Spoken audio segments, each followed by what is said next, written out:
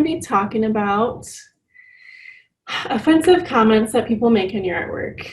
And this is important because I feel like it makes a lot of artists self-conscious when they are posting, sharing, creating, or telling their friends about their work, or even selling it too, because when you sell it, I feel like it's a really sensitive thing.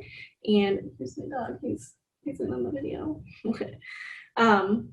It's a really sensitive thing when you're selling it, because especially when you're first starting out and you're a little bit insecure. So I know when I first started selling my work, I was a little bit insecure about my pricing, if people would even pay it, you know, what is my art worth, that type of thing.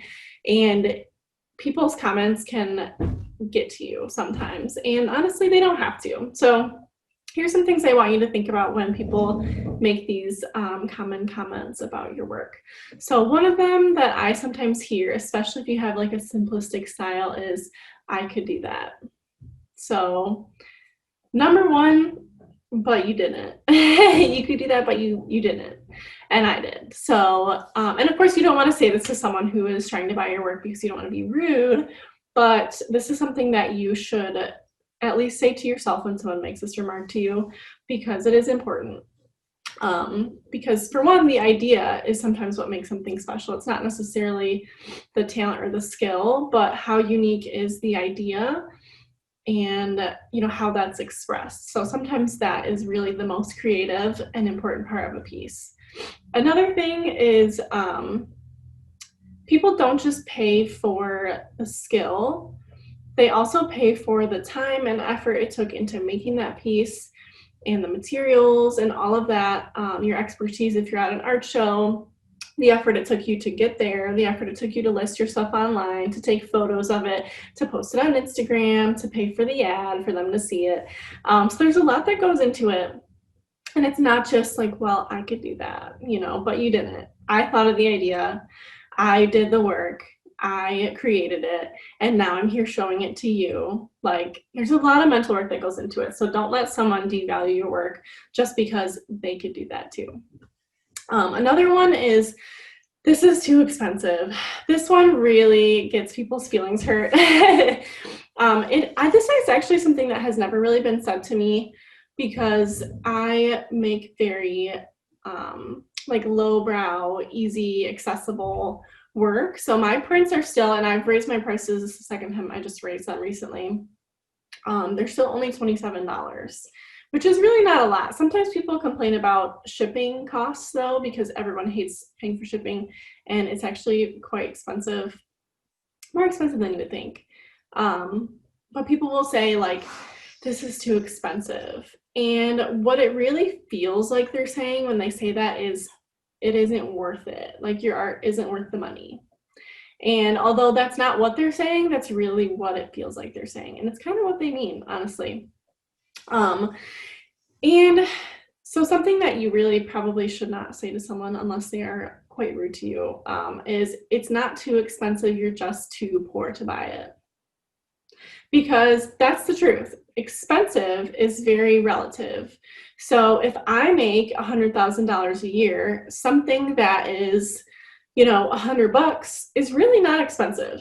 It's not. But if you're someone who doesn't have a job at all, $100 is expensive to you. So it's relative. It matters, you know, how much money do you make? What are you used to spending your money on and stuff like that. But just know that no matter what you price your art at, someone can buy it. It's not expensive for everyone. Even if you have $1 million piece of artwork, someone can easily buy that. That is inexpensive to someone.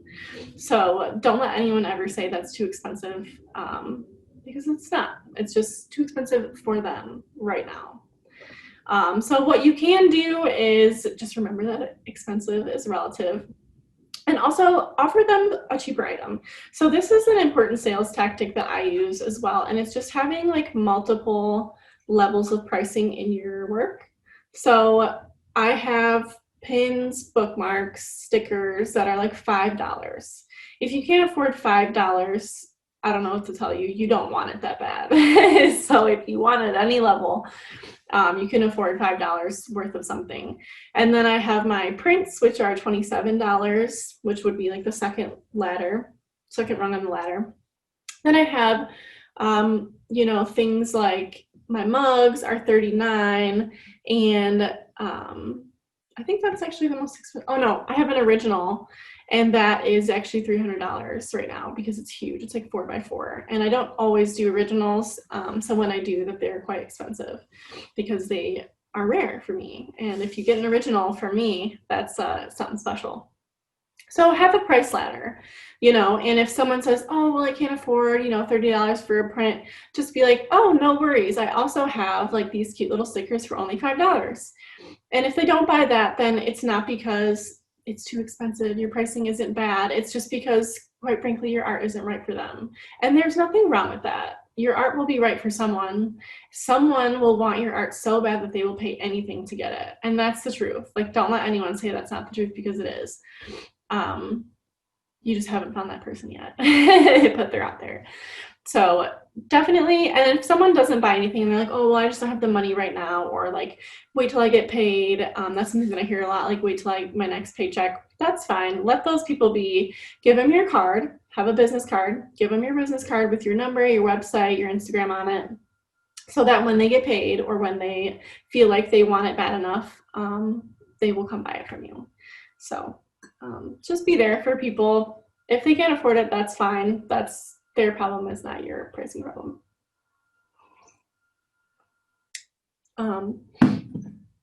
This is something also, no one has ever explicitly said this to me, but like, get a real job. And this is, no one ever really says like, get a real job, but that's what they mean. Normally they'll say like, they'll be nicer about it. They'll be like, well, what are you gonna do if like it doesn't work out?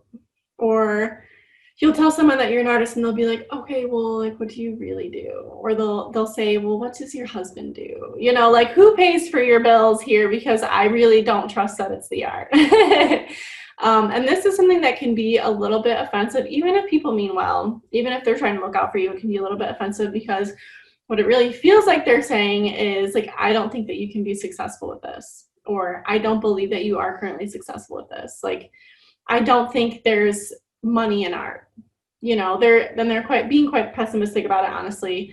But honestly, it is a real job for many people, and many people would make their full-time living off of selling their artwork, and that's it. So just because these people aren't hopeful, or they don't have faith, or they don't trust that you can do it, don't let that bring you down, because you can. So these people are a wet blanket and you should ignore them. So any type of phrasing for that question, like, you know, what's your plan B? Or, you know, are you going to go to college or whatever?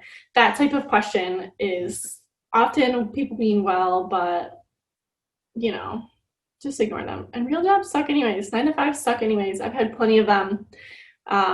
So don't let them tell you to be realistic, because being realistic is often just being pessimistic and not having any hope in your dreams. And that's pretty sad for those people. So be aware of these things, because if someone says to you, you know, I could do that, it might feel like they're saying that, you know, you don't have a lot of skill, or you're not talented, or, you know, I don't think that this is worth selling because anybody could draw it. Kind of, especially for abstract artists, I feel this is particularly leaning towards them, because people will often say, you know, oh, well, you know, my 3-year-old could do that, a monkey could do that, or whatever. But honestly, it's not true. There's a lot that goes into specific composition, balance, symmetry, color choices, materials, and that takes a lot of creative energy. Actually, I have a lot of respect for abstract artists, because I'm not very good at abstract art. That's like completely abstract. So if anyone says and there are so many other things too that could be on this list, but I'm not going to include them because I am trying to make this video a little bit short. I have had a lot going on today. We had a plumber come to our house. We've had a lot of like main drain plumbing issues. Thankfully, this is still our rental house that we're in right now, so we don't really have to deal with that long term. But he says there's like roots growing in our pipes, so that sounds like a pretty hefty issue. Anyways. So yeah, this video is going to be quite short, but I just wanted to address this topic, especially going into the new year, because we're all going to be setting big goals, and people are going to say, you know, their negative things about your goals and how you should, you know, be more realistic and, you know, well, what about you should just think about getting a promotion at your day job? Like, fuck that. Dream big. Dream big or go home. So yeah, don't let anyone bring you down. This is my PSA for today.